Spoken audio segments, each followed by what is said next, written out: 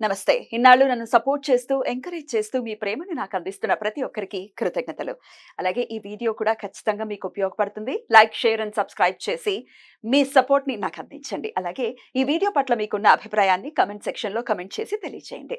ఇప్పుడు వీడియోని చూద్దాం. నమస్తే. Welcome to our channel. నేను పద్మిని. ప్రస్తుతం మనతో పాటు ప్రముఖ ఆధ్యాత్మికవేత్త, వాస్తు జ్యోతిష పండితులు కేఎస్ఆర్ గారు ఉన్నారు. మాట్లాడదాం. సార్ నమస్తే అండి. శేషగిరిరావు గారు, వారాహి నవరాత్రులు మొదలు కాబోతున్నాయి. అయితే సార్ ఈ అంశం డెఫినెట్ గా ఈ మధ్య కాలంలో చాలా కాంట్రవర్షియల్ గా చేసే కొంతమంది ఉన్నారు. అంటే అమ్మవారు ఉగ్రస్వరూపం, అమ్మవారిని కొలవకూడదు, అమ్మవారిని కొలిస్తే ఇదైపోతుంది అదైపోతుంది. ఐ డోంట్ అండర్స్టాండ్ అసలు ఎందుకు ఏమైపోతుందో అర్థం కాదు. అంటే మనం ఎక్కడ ఎప్పుడూ కూడా వామాచార పద్ధతుల్లో కొలవండి అనేది మన నోటంబట్ట రాదు. ఖచ్చితంగా సౌమ్యంగానే కొలుచుకునేటటువంటి పరిస్థితి.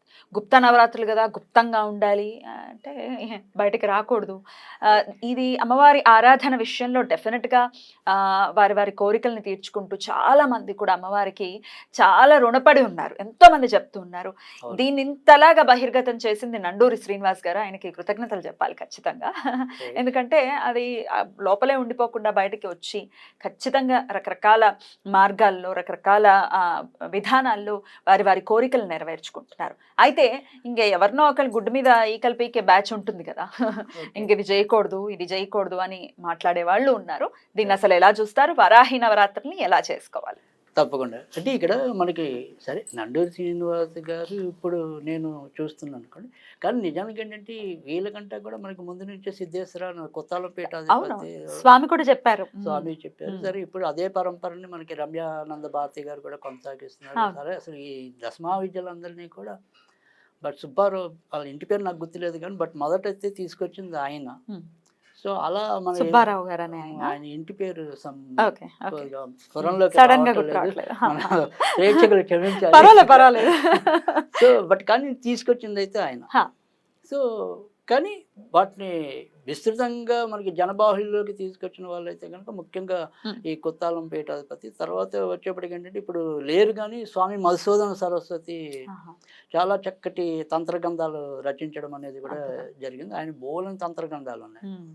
సో అయితే ఇక్కడ ఏం చెప్పేది ఏంటంటే సరే మంత్రం తంత్రం ఏదైనప్పటికీ కూడా అసలు మనం ముందు అయితే కనుక ప్రత్యేకంగా చెప్పుకోవాల్సింది ఏంటంటే వారాహిదేవి ఉగ్రరూపమా, ఉగ్రరూపమా అంటే ఉగ్రరూపం, శాంతరూపమా అంటే శాంతరూపం. వీళ్ళు అనేది కొంతమంది మీరు చెప్పిన బ్యాచ్ ఏంటంటే ఉగ్రరూపం కాస్త శాంతరూపం ఎలా అయిపోతుంది, శాంతరూపం అయితే ఉగ్రరూపం ఎలా అయిపోతుంది అంటే అది అర్థం లేని వాదన, మూర్ఖత్వం. అది తర్వాత ముఖ్యంగా చెప్పాలి అంటే కనుక ఇప్పుడు మనం కలియుగంలో మొదట ఈ లోగడ కూడా కొన్ని సందర్భాల్లో చెప్పాను. ముఖ్యంగా ఈ ఏదైతే ఉందో కాలభైరుడు, కాళికాదేవి, కాలాన్ని పరిపాలించే వాళ్ళు వీళ్ళిద్దరు. సో వీళ్ళని కొలవాలి. దాంతోపాటు ఎవరైతే ఒక బ్యాచ్ ఉందో ఆ బ్యాచ్ కనుక గుర్తిస్తే ఆవిడ సంకల్పం ఏం చెప్పుకుంటాం, శాతవరాహ కలిపే అంటుందా లేదా వేరే దిక్కుమాల కలిపే అంటుందా? సో ఈ శాతవరాహ కలిపే అనేది మనం చెప్పుకుంటాం. శాతవరాహ కల్పం అంటే ఎవరు అంటే ఆదివరాహుడే ఆ యొక్క రూపంలో, స్త్రీ శక్తి రూపంలో వరాహి. సో అందుకని ఇక్కడ వారాహిని పూజించకుండా అసలు మన కల్పమే లేదు. సో అందుకని ఖచ్చితంగా ఈ వారాహి చేయాలి. సో గుప్త నవరాత్రులు అనేది ఎవరికి? తీవ్ర సాధకులకి. సో నేను దైనందికంగా నాకు ఆ అమ్మవారి మీద ప్రేమ ఉంది. ఈ అమ్మవారి మీద ప్రేమ ఉన్నప్పుడు నేను ఆరాధించడానికి ఏం దౌర్భాగ్యం. అదే కదా, పటాలు పెట్టుకోకండి, విగ్రహాలు సరే ఓకే, అంగుష్ట మాత్రమే పెట్టుకోవాలి. మొదటి నుంచి ఇప్పుడు మన దేవ అది రెగ్యులర్ గా ఉండే దేవతలకి అదే సూత్రంగా శివుడికైనా కూడా అంతే పెట్టుకోవాలి. ఒకవేళ అది కాకపోతే చిత్రపటం పెట్టుకుంటాం, అసలు అది పెట్టుకోకండి. ఇంకేముంది, భ్రష్టత్వం పొందుతారు. సో అలా ఇప్పుడు ఎవరైనా సరే ఏమంటాము, నమ్మక చెడిన వాళ్ళు ఉన్నారేమో తప్ప నమ్మి చెడిన వాళ్ళు అయితే ఎవరూ లేరు. తర్వాత రెండోది ఏంటంటే ఈ ఏదైతే విపరీతమైన పూజలు చేసి చెడిపోయిన వాళ్ళు ఉన్నారేమో కానీ ఈ మామూలు స్థాయి పూజలు చేసి చెడిపోయిన వాళ్ళు ఎవరు ఉన్నారు. మహా అయితే ఫలించలేదేమో వాళ్ళ పూజలు, అది ఎక్కడొకటి చిన్న లోపం ఉండొచ్చు. అంతే తప్ప వారి సంసారాలు భ్రష్టు పట్టిపోవటం కానీ తర్వాత ఇంకొక జరగరాని అనర్థాలు జరిగిపోవటం కానీ లేవు. తర్వాత మనం ఇంకోటి చెప్పుకోవాలి అంటే ఇప్పుడు ఏదైతే మనకి వీళ్ళని పూజిస్తే ఈ పని అవదా, వీళ్ళని పూజిస్తే ఈ పని అవదా అంటే ఒక 10 ఏళ్ల కిందట ఉన్నప్పుడు మనకుండే కోరికలు వేరు, ఇప్పుడుండే కోరికలు వేరు. అంటే ఇక్కడ మనకి ఏంటంటే ఏదైనా సరే రక్తబీజం సంవరించడానికి కాళికాదేవి ఎందుకు అవ్వాల్సి వచ్చింది? మరి ఆవిడే సౌమ్య రూపంలో ఆయన్ని వధించవచ్చు కదా, కుదరదు కదా దానికి. కుదరదు కదా. మరి సరే ఈ వరాలు ఉన్నాయని చెప్పి ఈయన నరసింహుడు రెండెందుకు అయ్యాడు? ఆయనకే ఆ శక్తి ఉంటే కనుక అదే అవ్వచ్చు కదా. అంటే ఇక్కడ కొన్ని కొన్ని రాక్షసులను వధించడానికి వీళ్ళు ఎలా ఉగ్ర రూపం అయ్యారో ఇవాళ మనకుండే కొన్ని కొన్ని కోరికలు, అప్పుడు ఆర్టిఫిషియల్ ఇంటెలిజెన్సీ లేదు, ఇప్పుడు ఒక పెద్ద కోర్సు. అప్పుడు డాటా సైన్స్ లేదు, ఇప్పుడు డాటా సైన్స్ ఉంది. అంటే వీళ్ళందరూ మనకి రాక్షసులు అనుకోండి. అంతే. సో మన కోరికలు రాక్షసుల్లో పెరిగిపోయాయి. ఈ రాక్షసుల్లో పెరిగిపోయినప్పుడు ఒక్కోసారి ఈ అవతారం సరిపోదు నాకు. అవును అవును, సాత్వికం సరిపోదు. సరిపోదు. సో అందుకని నేను వెళ్ళాలి ఈ పద్ధతిలో. సో ఈ పద్ధతిలో వెళ్తే ఇదైపోతుంది అదైపోతుంది అంటే రే గోవింద. సో అది తెలుసు ఏ పద్ధతిలో వెళ్ళినా. ఇప్పుడు మనమే చెప్తున్నాం, అంతర్లీనంగా ఏం చెప్తున్నాం? లలితాదేవే అంటున్నాం. సరే లలితాదేవి అయినప్పుడు లలితాదేవి దగ్గర ఉండేవాళ్ళు వీళ్ళని కదా, మరి వీళ్ళని ఆచరిస్తే ఆవిడకం బాధ. అదే కదా, అదే అర్థం కాదు అసలు. ఎంత లాజిక్ లేకుండా మాట్లాడటం. ఒకటే చెప్తాను వినండి, ఎప్పుడైనా సరే అంటే నేను జనాలను తిడుతున్నానని కానీ లేదా నాకు నేనే తిట్టుకుంటున్నానని కాదు. ఒకటి గుర్తించాల్సింది ఏంటంటే కనుక, సపోజ్ ఒక వీధిలోకి ఒక కుక్క ప్రవేశిస్తుంది. ఆ కుక్క ప్రవేశించినప్పుడు కుక్క ఉంటుంది అక్కడ, అనుకోకుండా ఎవడో ఒక వ్యక్తిని చూస్తుంది. అది ఆ వ్యక్తిని చూసినప్పుడు ఈ కుక్క ఊరుకోదు కదా, మొరుగుతుంది. ఆ మొరిగినప్పుడు మిగతా ఏం చూడు, ఆ సందు వెనకాల ఎక్కడ ఉంటే ఆ కుక్కలు కూడా పోయి అంటే. సో నిజంగా యథార్థంగా చూసింది ఒక్కొక్కే. ఆ చూడకుండా వెనకాల 10 మొరిగే 10 కుక్కలు ఉంటాయి.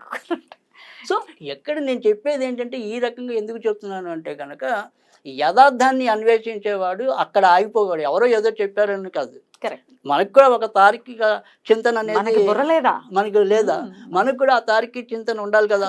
సో ఇక్కడ వెంకటేశ్వర స్వామికి వీలు కాని పక్షులు ఇంకో రకంగా వచ్చి దాన్ని సంవరించాడు. అలాగే మరి రాముడికి కుదిరిందంటే రాముడికి అంతవరకే కుదిరి, ఆయన ఉత్తి పుణ్యాన్ని కుదుర్చుకోలేదుగా. 2 కోతులు తీసుకోవాలి సార్. ఆ 2 కోతులు ఎందుకు తీసుకున్నారు? సో రాముడు సంవరించలేదా, ఇంకోళ్ళు సంవరించలేదా అంటే, సంవరించవలసిన పద్ధతి అయితే నేను కావాల్సింది నాకు 10th క్లాస్ వరకే నేను పాస్ అవ్వాలనుకోండి, నాకు సరిపోతాడు వినాయకుడు. సో నేను జేఈఈ ఎంట్రన్స్ పాస్ అవ్వాలి. సో అలాంటప్పుడు నేను దేవుడిని కూడా పెంచుకోవాలి. సో ఖచ్చితంగా అందుకని ఏంటంటే, ఎప్పుడు కూడా మనిషి యొక్క కోరికలు అపరిమితమైనప్పుడు దేవుళ్ళు కూడా అపరిమితమే. తర్వాత ఇంకోటి ఏంటంటే, నాకు ఒక మహాపండితుడు, ఆయన పేరైతే గుర్తులేదు కానీ, ఒకసారి ఇదే ప్రశ్న అడిగారు, ఎందుకు మీ హిందువులకి ఇంతమంది దేవుళ్ళు అని. అంటే ఆయన ఒకటే సమాధానం చెప్పాడు, మాకు అంతమంది బంధువులు ఉన్నట్టు. 33 కోట్ల మంది బంధువులు ఉన్నారు కదా, అదే కదా, అదే నా ధైర్యం అన్నాడు ఆయన. అంటే ఇప్పుడు మనకి ఏమంటాం, గబుక్కుని భయమేగానే ఆటోమేటిక్గా జయ ఆంజనేయ అంటుంది. సో అలాగే మనసు ఏదైనా సరే ఆ కోరికలు తగ్గట్టుగా ఆటోమేటిక్గా దేవుడు మనకి మెమరీలోకి వస్తాడు. వినాయకుడు, ఇప్పుడు విఘ్నాలు అనగానే వినాయకుడికి ఆయన వేరే చోటుకైనా మనకి వేరే రకంగా అయినా ఉపయోగపడతాడు. సో నాకు అమ్మ ఉంది, నాకు అక్క ఉంది, నాకు తమ్ముడు ఉన్నాడు, నాకు తల్లి ఉంది అంటే ఆ ధైర్యం వేరు. ఎగ్జాక్ట్లీ. అసలు దిక్కుమాల మనమే ఒక మనిషే రకరకాల క్యారెక్టర్స్ ని ప్లే చేస్తుంది. నేను ఇక్కడ ఒక యాంకర్ ని, ఒక భార్యని, ఒక తల్లిని, ఒక చెల్లెల్ని, ఇన్ని క్యారెక్టర్స్ నేనే ప్లే చేస్తున్నప్పుడు భగవంతుడికి ఉండదా? రైట్, అదే కదా నేనండి. అందుకని ఇక్కడ కేవలం ఒక రూపమే ఆరాధించాలి, ఒక రూపమే అని కాదు. ఏ రూపమైనా సరే పరబ్రహ్మ స్వరూపం కానీ, పరమార్థం కానీ, అదేమంటాం దాంట్లో ఉండే మూల పదార్థం కానీ ఒకటే అని నా చిన్నప్పటి నుంచి అందరికీ చెప్పింది, అది అందరికీ తెలిసిందే. కానీ అలాగని శనగ లడ్డూలో ఉన్నది అదే, బూరిలో ఉన్నది అదే కదా అని చెప్పి కలిపి తినేలే కదా, వండుకోవాలి కదా, 4 రూపాయలు ఇవ్వాలి కదా. అందుకని ఇక్కడ ఏంటంటే కొన్ని మనం ప్రతి ఒక్కరు, నేను చెప్పేది అదే, మనిషి అనేవాడు సరే నేనేం చెప్తే నేనేది మురిగితే అది వినేయటం కాదు, ఇంకోళ్ళు మురిగితే ఇంకోళ్ళు వినేయటం కాదు, మనలో కూడా ఎంతో కొంత తార్కిక జ్ఞానం రావాలి అని చెప్పి. సో ఈ తార్కిక బీజం అనేది ఎప్పుడు వస్తుంది? ఆధ్యాత్మికంగా మీలో చైతన్యం పెరిగినప్పుడు వస్తుంది. లేకపోతే నేను చెప్తే నాకు తలాడిస్తారు, మీకు చెప్తే మీరు తలాడిస్తారు, వాళ్ళకి చెప్తే వాళ్ళకి తలాడిస్తారు. కానీ ఈ తలలాడిచ్చే దాని నుంచి ఎంతో కొంత చైతన్యం రావాలి అనేది నా ఆవేదన, నా ఆక్రోశం, అంతే తప్ప నేనేదో ఎవరినో దుయ్యబట్టాను కాదు. అంతే అండి, ఖచ్చితంగా. అయితే ఇంకొక పాయింట్ ఉంది ఇందులో, ఈ చిత్రపటాలు పెట్టుకోవద్దు అని మాట్లాడుతూ ఉంటారు, పూజ చెయ్యొద్దు అని మాట్లాడుతుంటారు. అసలు ఆ చిత్రపటం దగ్గర నుంచి పూజ దగ్గర నుంచి ద్రవ్యాల దగ్గర నుంచి రకరకాలు మనం తెచ్చుకోవటం, చాలా మంది దీని మీద బ్రతకటం అనేది జరుగుతూ ఉంటుంది. రైట్. ఇవన్నీ ఆపేసిన వాళ్ళం అవుతాంగా. అంతేగా. వాళ్ళందరూ ఎలా బ్రతుకుతారు? నువ్వు నీ ఇష్టం వచ్చిన వాగుడు వాగుతూ ఉంటే. రైట్. చిన్నగా పూజ చేసుకోమని చెప్తున్నావు. పూలు అమ్ముకునేవాడు బ్రతుకుతాడు, ఆ చిత్రపటం అమ్ముకునేవాడు బ్రతుకుతాడు, తప్పకుండా. ఇంకోటి బతుకుతాడు, ఇంకోటి బతుకుతాడు. అవును. ఇవన్నీ ఆపేయండి, ఇవన్నీ ఆపేయండి, ఇవన్నీ ఆపేయండి. వేరే మతాల్లో ఇవి లేకనే కాంప్లెక్స్ గా లేదనే చెప్పి వెళ్ళిపోతున్నారు. రైట్. ఆ ఏంటో ఏం అంటే ఇక్కడ మాట్లాడతారు అది మామూలుగా అయితే కనుక చెప్పాలి అంటే కనుక ఇవన్నీ కూడా మన హిందూ ధర్మంలో ఉండేదానికి ప్రతిదానికి కూడా వెనకాల ఒక సౌశీల్యత, సౌకుమార్యం అన్నీ ఉంటాయి. సో అందరూ బ్రతికే అందరూ తీరు బతకాలంటే ఉంటుంది. తర్వాత సమిష్టిగా చేయాలి ఏదైనా కానీ. ఎగ్జాక్ట్లీ. సో మామూలుగా అయితే కొన్ని యగాలత ముందు అయితే మనం దేవుణ్ణి ఎలా ఆరాధించారంటే నిరాకారంలోనే ఆరాధించారు అనేది కొంతవరకు చెప్పచ్చు. అంత మాత్రం నిరాకారం దగ్గర మనం ఉండిపోవటం లేదు మన కదా. మనసు ఎలా లగ్నం అవుతుంది? లగ్నం అవుతుంది. సో అంత శక్తి మనకి లేదు. లేదు. సో ఆ దేవతను ఊహించుకుంటూ పూజ చేయటం అనేది మనకు వస్తుంది. తద్వారా మీరు చెప్పినట్టు ఏంటంటే రకరకాల వాళ్ళు బతకగలిగే దానికి పరిస్థితి జీవనోపాధి లభిస్తుంది. జీవనోపాధి లభిస్తుంది. ఏమిటో అంతేగాని ఎందుకు ఇవి contradict చేస్తావు? చేయకూడదు అవి చేయకూడదు అని శాసించడం దేవుడు. ఇప్పుడు నేను నాకు ఒక ఉదాహరణ చెప్తాను. నాకు చిన్నప్పుడు మాకు దగ్గరలోనే ఒక ఇల్లు ఉండేది. ఆవిడ పాపం ఏదో చిన్నప్పుడు అగ్ని ప్రమాదం జరిగి మొహం అంతా కూడా కాలిపోయింది. అసలు అందవికారంగా ఉంటుంది మామూలుగా చెప్పాలంటే. అయ్యో. తర్వాత ఆమె గర్భవతి, మరి పిల్లాడు ఎంతో ప్రేమగా ఆమెను చేర్చుకుంటాడు. అమ్మో తల్లి నా కదా. అమ్మ ఎంత వికారంగా ఉందని తల్లి దగ్గరికి వెళ్ళడా. బ్యూటిఫుల్. సో అలాగా వీళ్ళకి ఆ జ్ఞానం ఆ రావాలి. జ్ఞానం రావాలి. ఆ తల్లి వికృతంగా ఉండటం ఏంటి, తల్లి కోపంగా ఉండటం ఏంటి, తల్లి భయపెట్టడం Well said, ఏంటి. well said. సో అది మనం అది గమనించాలి. Yeah. సో తల్లి ఎలా ఉన్నా ఆదరించటం, కొడుకు ఎలా ఉన్నా తల్లి స్వీకరించటం, ఈ రెండు కూడా ప్రకృతిలో భాగం. నరసింహుడు అంత ఉగ్ర రూపంలో వస్తే ప్రహ్లాదుడేమి భయపడిపోలేదు. ప్రహ్లాదు బాబోయ్ అని అనలేదు. ఉగ్ర రూపం అయింది కూడా. Right. ఉగ్రం వీరం మహావిష్ణు. జలంతం సర్వోత్తమం. మరి అది నేనండి. ఇప్పుడు ప్రహ్లాదుడు భయపడ్డా భయపడలేదా, ఇంకోళ్ళు భయపడలేదా అంటే ఇప్పుడు నాన్న కోపం వస్తే ఒక నిమిషం భయపడతాం, తర్వాత దగ్గరికి వెళ్ళిపోమా. వెళ్తాం. సో ఇచ్చినప్పుడు ఒక నిమిషమో లేదా అలా కళ్ళు ఇచ్చినప్పుడు ఒక నిమిషమో భయపడతాం. కానీ లోపల ఉన్నది నానే అని మీకు తెలుసు, నాకు తెలుసు. సో అక్కడ ఉన్నది విష్ణు అని మీకు తెలుసు, నాకు తెలుసు. Right. సో ఇక్కడ భయపడటం ఎందుకు? ఇప్పుడు ఇంటికి ఒక సరైన వ్యక్తి రానప్పుడు నాన్న కోపం తెచ్చుకుంటాడు, మంచి వచ్చినప్పుడు రానండి కూర్చోండి అని మర్యాదలు చేస్తారు. స్వీకరిస్తామా? సో ఆ రకంగా మనం దేవుణ్ణి ఎలా స్వీకరించాలి అంటే నేను ఎప్పుడు కూడా ఇది కూడా చాలామందికి చెప్తూ ఉంటాను. అసలు ఫస్ట్ చాలామంది గొప్పగా చెప్పుకుంటాం, మేము లలితా ఉపాసకులం అండి, పలానా ఉపాసకులం అండి. ఉపాసన కంటే కూడా మనకు కావాల్సింది వారి యొక్క తత్వం యొక్క అవపోసన. అది అర్థం చేసుకో. అది అర్థం చేసుకోవాలి. ఆ తత్వం అర్థం చేసుకోకుండా మనం ఎన్ని ఉపాసనలు చేస్తే ఉపయోగం ఉంది? అంటే ఇక్కడ మీ యొక్క ఇప్పుడు పద్మిని గారు ఈ మాట అంటే ఈవిడ కోపం వస్తుంది, ఈ మాట అంటే నవ్వుతుంది అనేది నాకు తెలిసినప్పుడు 10 మందికి ఈవిడ్ని ఇలా అప్రోచ్ అవ్వాలని చెప్తాను. చెప్తా. సో అలా దేవుణ్ణి ఎలా అప్రోచ్ అవ్వాలనేది మనకి సిద్ధ పురుషులు చెప్తారు. ఆయన నువ్వు ఈవిడ్ని ఈ రకంగానే వారాహి దేవుని కనుక కొలిస్తే నువ్వు ఆవిడ యొక్క అనుగ్రహానికి తొందరగా పాత్రలు అవుతావు అని. అంతేగాని తద్దినానికి పెళ్లికి అన్నిటికీ ఒకే మంత్రం అంటే ఎలాగా ఎలాగా కుదరదు. కుదరదు. సరే, ఇది జనాల్లో అవగాహన రావాలండి. ఏం అందుకే నేను చెప్తున్నారు చెప్తాను, జనాలందరూ కూడా అవగాహన రావాలి. తార్కిక జ్ఞానం అనేది రావాలి. తార్కిక జ్ఞానం అనేది ఎప్పుడు వస్తుంది? వాళ్ళకి కూడా ఎంతో కొంత ఇలాంటి చర్చల్ని చూడటం, వాళ్ళు కూడా ఎంతో కొంత గ్రంథ పఠనం సాగించటం, ఇలాంటివి చేసినప్పుడు కనీసం గ్రంథాలకు సంబంధించిన వీడియోలు చూడటం అనుకోండి, లేదా పీడిఎఫ్లు చదవటం అనుకోండి, ఏదైనా సరే వాళ్ళలో కూడా ఆధ్యాత్మిక చైతన్యం రావాలి. అంతేగాని నన్నే నమ్మమని కానీ నేను చెప్పిందే వేదం అని కానీ నేను ఎప్పుడు చెప్పను. సో ఆ రకమైన తార్కిక చింతన వాళ్ళకి రావాలి. సో ఆ తార్కిక జ్ఞానం పెరిగితే కనుక తప్పకుండా ఇవాళ సంఘంలో ఉండే అనేక రకమైన దోపిడీలు కూడా అరికట్టగలుగుతారు. డెఫినెట్లీ. మరి ఇక ఈ 10 రోజులు కూడా లేకపోతే నవరాత్రులు కూడా అమ్మవారిని ఎలా ఆరాధించుకోమంటారంటే సులభతరంగా ఆరాధించుకునేటటువంటి విధానం ఏదైనా ఉందా?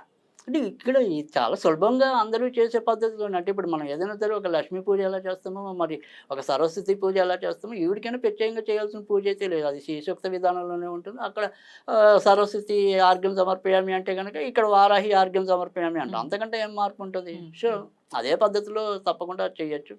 తర్వాత రెండోది ఏంటంటే ప్రతి ఒక్కరు ప్రతిరోజు కూడా ఈ 9 రోజులు తలస్నానం చేయాలనేది కూడా ఏమీ లేదు. శుచిగా స్నానం చేస్తే చాలు. తర్వాత వచ్చేప్పటికి ఏంటంటే ఏదైనా చిన్న నియమం అంటూ ఉంటే కనుక ఈ బహిష్టు కలిగిన స్త్రీలు ఎవరైనా ఉంటే కనుక ఇది అదొకటి కొంతవరకు మనకి ఇబ్బంది, అదొకటి చూసుకుంటే చాలు. అంతేగాని ఎవరైనా సరే అటు మా పురుషులు అవ్వచ్చు, స్త్రీలు అవ్వచ్చు, ఎవరైనా కానీ ఎవరికి అభిలాష ఉంటే వాళ్ళు తప్పకుండా కూడా ఈ దేవి యొక్క సేవలో పునీతం కావచ్చు. రైట్. అయితే పూజ చేసుకోలేని వాళ్ళ కోసం ఇంకో ప్రత్యామ్నాయం ఏదైనా ఉందా, ఆల్టర్నేటివ్? అంటే ఇక్కడ పూజ చేసుకోలేని వాళ్ళ కోసము అంటే కనుక ప్రతిరోజు ఏవో ఒక సౌలభ్యాలు ఉంటాయి నిజంగా ఉంటాయి. చెప్పాలంటే అవును, కనుక. సో ఈ రోజు వరకు చేసుకోవాలంటే పూజ చేసుకోలేము అనుకుంటే కనుక ఆవిడది చాలా తేలికైనది ఒకటే ఒక పదం, అది ఓం గ్లౌం, ఓం గ్లౌం, ఓం గ్లౌం. గ్లౌమా? గ్లౌం ఆయన బీజాక్షరం బీజాక్షరం. గ్లౌం. ఈ గ్లౌంతోని మీకు చాలా వివిధ వారాహిలన్నింటిని కూడా ముడిపెట్టడం అనేది ఉంటుంది. అసలు చిన్న బీజాక్షరం తోటి కూడా మనం చక్కగా అమ్మవారిని కొలుచుకోవచ్చు. అసలు పూజించుకోవచ్చు. ఇక 9 రోజులు ఇంకా అనుకుంటూ ఉండటమే. అంతే. ఆ మ్మ్. రకంగా కూడా మనం వాడికి పరోక్షంగా ఇంకో రకంగా దగ్గర అవ్వచ్చు.